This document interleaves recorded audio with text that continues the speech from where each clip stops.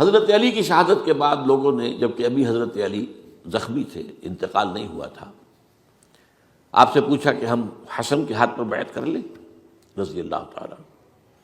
آپ نے فرمایا نہ میں تمہیں اس کا حکم دیتا ہوں اور نہ روکتا ہوں، یہ تمہارا معاملہ ہے، امر المسلمین ہے، مسلمان فیصلہ کر لیں جس کو چاہیں. چنانچہ حضرت حسن رضی اللہ تعالیٰ عنہ کے ہاتھ پر بیعت ہو گئی. اب معاملہ ٹھہرا حضرت حسن اور حضرت معاویہ کے مابین. 6 ماہ خلافت رہی ہے حضرت حسن کی رضی اللہ تعالیٰ عنہ، اور میں انہیں 5واں خلیفہ راشد مانتا ہوں.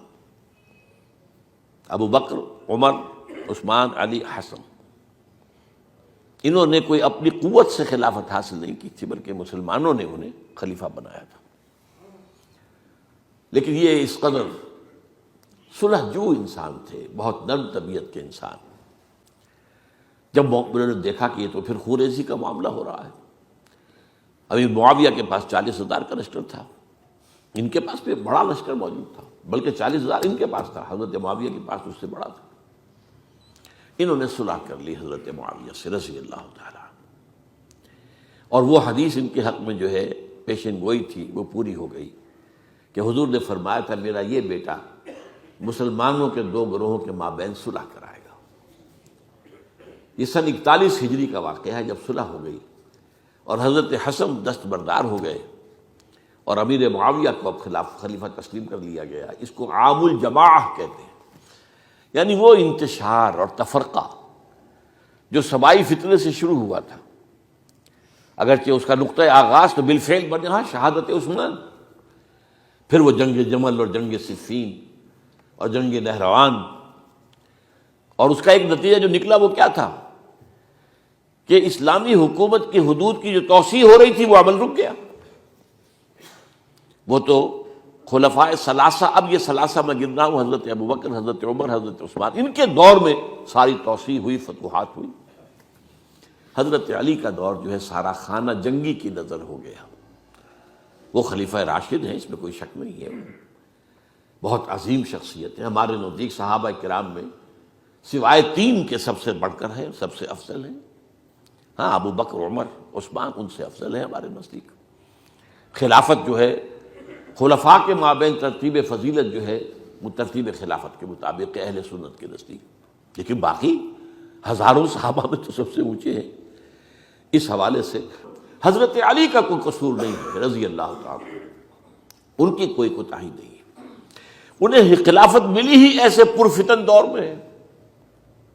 اگر کہنا جو ہے اگرچہ روکا گیا ہے کہ یہ کلمہ لو مت استعمال کیا کرو، اگر یوں ہوتا تو یوں ہو جاتا، لیکن یہ کہ بہرحال ہمارا سوچنے کا ایک انداز ہے. اگر حضرت علی کو اول دور میں خلافت ملی ہوتی تو ان کے کچھ اور نتائج اور ہوتے. اب یہ پرفتن دور کے اندر خلافت ملی، خانہ جنگی ہو رہی، اور جو حالات میں نے آپ کو بتائے ہیں، ظاہر بات ہے کہ وہ دور جتنا نہ ذرائع آمد و رفت ایسے تھے، نہ ذرائع مواصلات ایسے تھے، نہ کمیونیکیشنز ایسی تھیں. وہ تو یوں سمجھیے کہ دارالخلافہ کے اندر کے حالات جو ہیں بس وہیں پر فیصلہ ہو رہا تھا. یا پہلے مدینے میں ہوا، حضرت عثمان شہید ہوئے، اور یا پھر کوفے میں ہو گیا. وہ تو اصل جو بھی طاقت اس مرکز کے اندر جس کے پاس طاقت تھی اسی نے جو بھی اپنا فیصلہ ہے وہ منگوا لیا. بہرحال یہ جو حضرت حسن نے مصالحت کی ہے، جس کی بنا پر ہم تو انہیں سلام کرتے ہیں، ان کا احترام کرتے ہیں، انہوں نے خانہ جنگی ختم کی، فساد جو ہے اس کی جڑ کاٹ دی، تعامل جماعت ہو گیا، اب امن ہو گیا.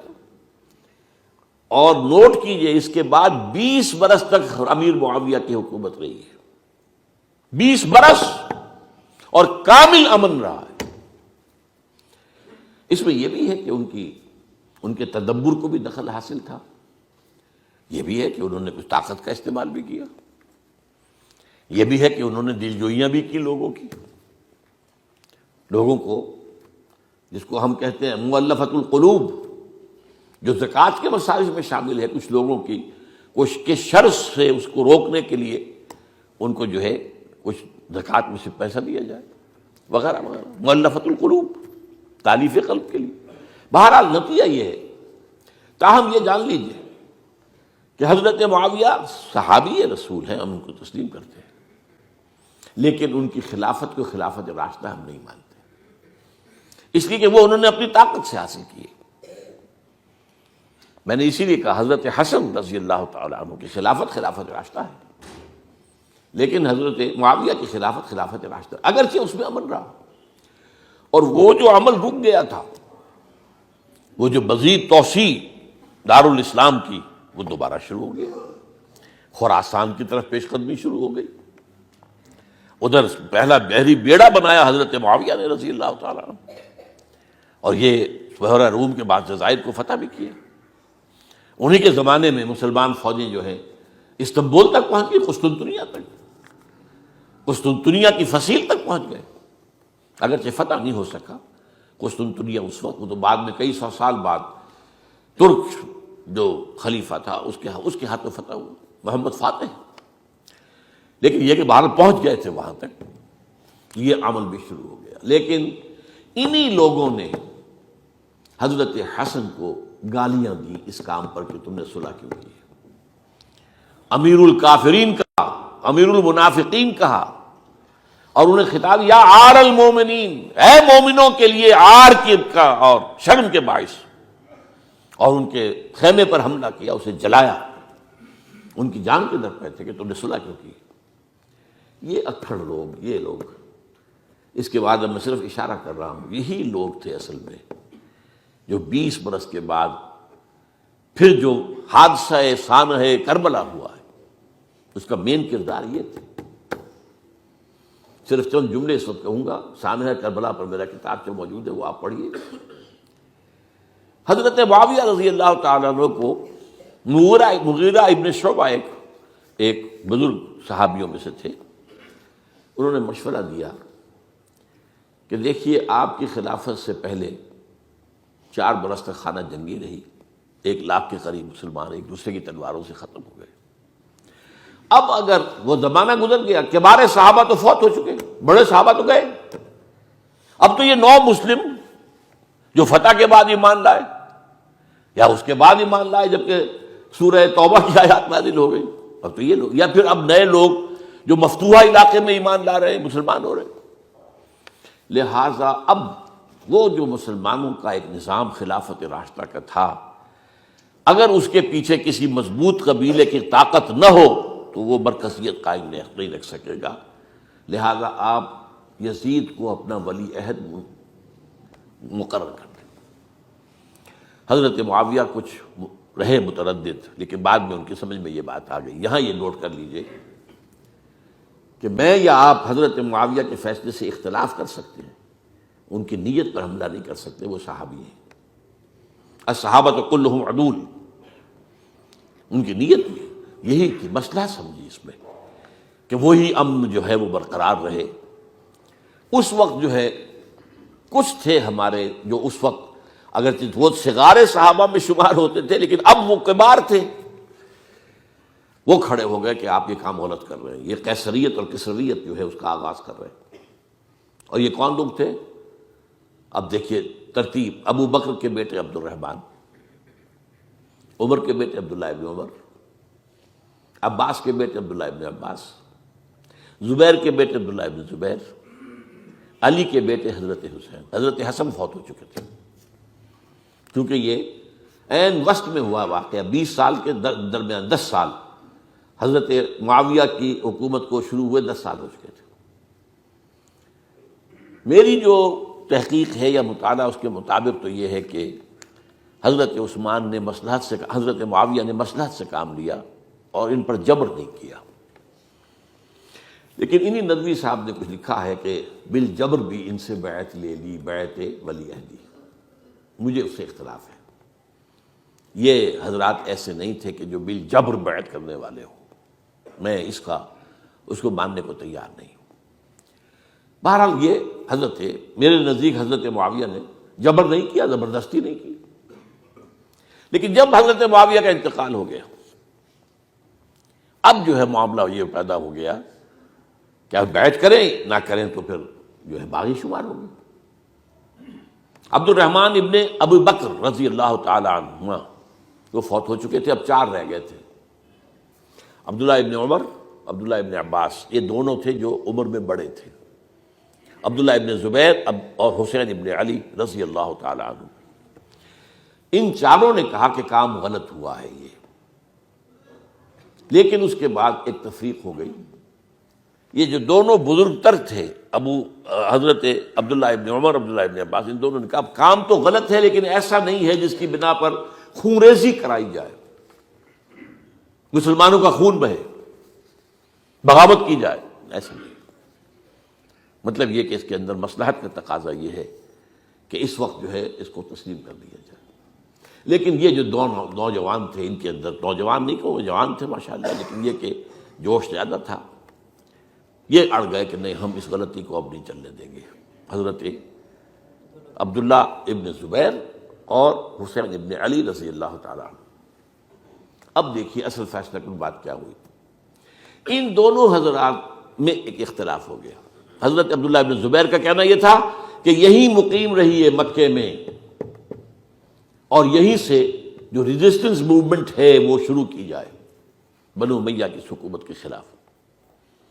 ادھر سے کوفیوں کے خطوط چلے آ رہے تھے حضرت حسین کو رضی اللہ تعالیٰ عنہ، آپ آئیے، ہم آپ سے بیعت کریں گے۔ حضرت حسین نے اپنے بھائی، چچا داد بھائی مسلم بن عقیل کو بھیجا، ان کے ہاتھ پر 10-12 ہزار کوفیوں نے بیعت کر لی حضرت حسین کے لیے، اور ان کے خطوط کے جو ہے وہ تو پورے کے پورے تھیلے تھے حضرت حسین کے پاس۔ اس سے پھر حضرت حسین نے سفر کیا۔ ادھر یہ ہوا کہ یزید کی طرف سے عبید اللہ ابن زیاد جو ہے گورنر بن کر آیا، اس نے جو تشدد کیا کوفیوں پر، سب نے بیعت توڑ دی، اور حضرت مسلم بن عقیل جو ہے ان کو شہید کر دیا۔ یہ خبر پہنچی ہے حضرت حسین کو، آپ ابھی درمیان میں تھے سفر کے، آپ نے مناسب سمجھا کہ میں واپس لوٹ جاؤں، لیکن حضرت مسلم بن عقیل کے بیٹے کھڑے ہو گئے کہ اب ہم قصاص لیے، ہمارا باپ شہید کیا گیا، قصاص لیے بغیر تو نہیں جائیں گے۔ اور یہ مروت کے خلاف تھا حضرت حسین کی کہ وہ ان کو چھوڑ دیتے۔ یہ وجہ ہے کہ وہ حادثہ پیش آیا، اور اس میں بھی اصل وجہ میں بتاتا ہوں، وقت جو ہے ختم ہو گیا ہے۔ وہ یہ ہے کہ حضرت حسین نے جب وہ لشکر تھا کوفیوں کا، کوفی تو آئے تھے نا، وہی کوفی جنہوں نے بیعت کی تھی، وہی بیعت توڑنے والے تھے، وہی لشکر میں آئے تھے حضرت حسین کے خلاف۔ حضرت حسین نے وہاں عین میدان جنگ میں اعلان کیا، دیکھو فلاں ابن فلاں، یہ تمہارا خط ہے کہ نہیں، تم نے مجھے بلایا، دیکھو فلاں ابن فلاں، تم نے مجھے دعوت دی تھی کہ نہیں، یہ دیکھو میرے پاس تمہارے خطوط جو ہیں تھیلے بھرے ہوئے موجود ہیں۔